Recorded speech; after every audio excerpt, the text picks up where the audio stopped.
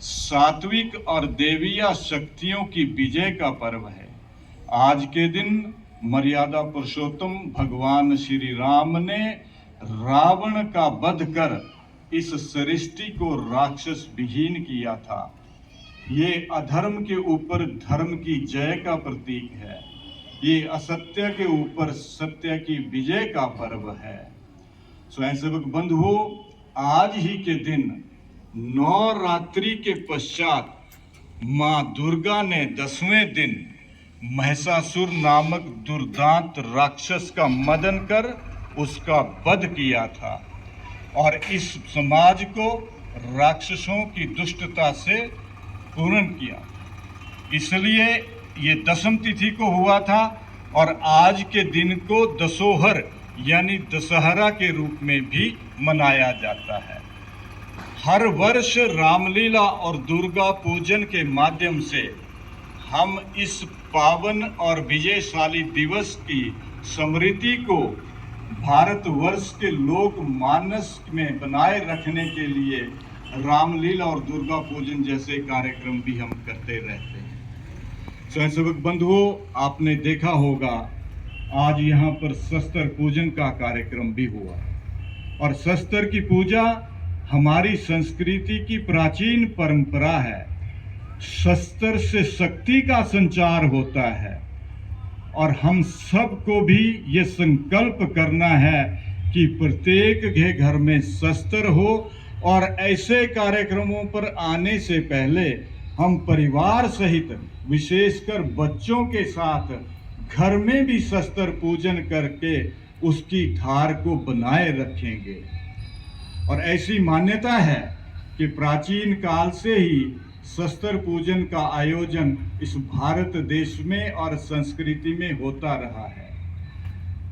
पांडवों ने जब द्वैत क्रीड़ा के पश्चात अपना सारा राज्य और सर्वत्र वो हार गए तो उन्हें 12 वर्ष का वनवास और 1 वर्ष का अज्ञातवास हुआ और उस 1 वर्ष के अज्ञातवास के लिए मर्यादा लगाई गई कि ये बिना शस्त्रों से होगा।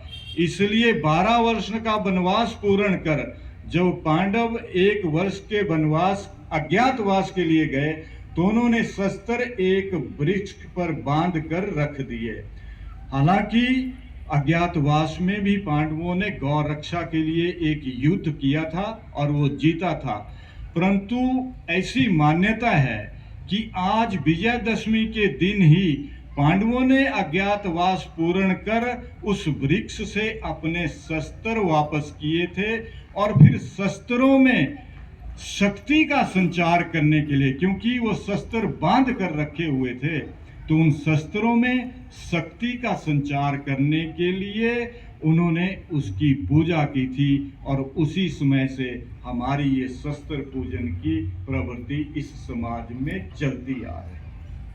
और शस्त्रों का प्रयोग हमारे राजा महाराजाओं ने इतिहास में बड़े सबल होकर के किया है।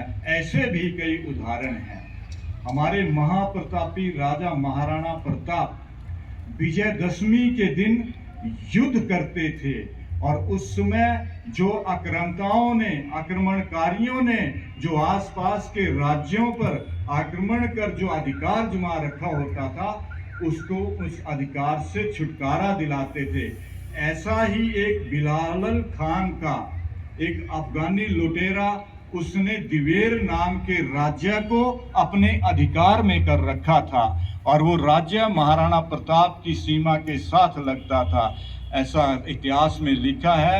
महाराणा प्रताप की तलवार की शक्ति से तो हम सब परिचय हैं कि विजयदशमी के दिन महाराणा प्रताप ने बहलोल खान के साथ युद्ध किया और उसको टाप बख्तर और घोड़े को पूरे सिर से पांव तक 2 भागों में अपनी तलवार के प्रहार से विभाजित कर उस युद्ध पर विजय प्रताप की पाई थी। ऐसे महाराणा प्रताप प्रतापी थे और शक्तिशाली शासक थे। सीमा उल्लंघन का भी हमारे इतिहास में परंपरा रही है। हम सब जानते हैं कि मर्यादा पुरुषोत्तम श्री राम अश्वमेघ का यज्ञ करते थे और उस यज्ञ का रथ और घोड़े जहाँ तक पहुँचते थे वो सीमाएं महाराज राम के राज्य में सम्मिलित कर ली जाती थी। और ऐसी भी परंपरा है कि शिवाजी महाराज समर्थ गुरु के शिष्य विजयदशमी के दिन युद्ध न होने की स्थिति में भी सीमा उल्लंघन करते थे और आसपास के राज्यों की सीमाओं को अपने राज्य में मिलाने का प्रयास करते थे। तो इस दिन का हमारे जीवन में, हिंदू समाज के जीवन में बहुत ही महत्व है। स्वयंसेवक बंधुओं, अपने कार्यकर्ताओं के जीवन में भी ये दिवस एक विशेष दिवस है।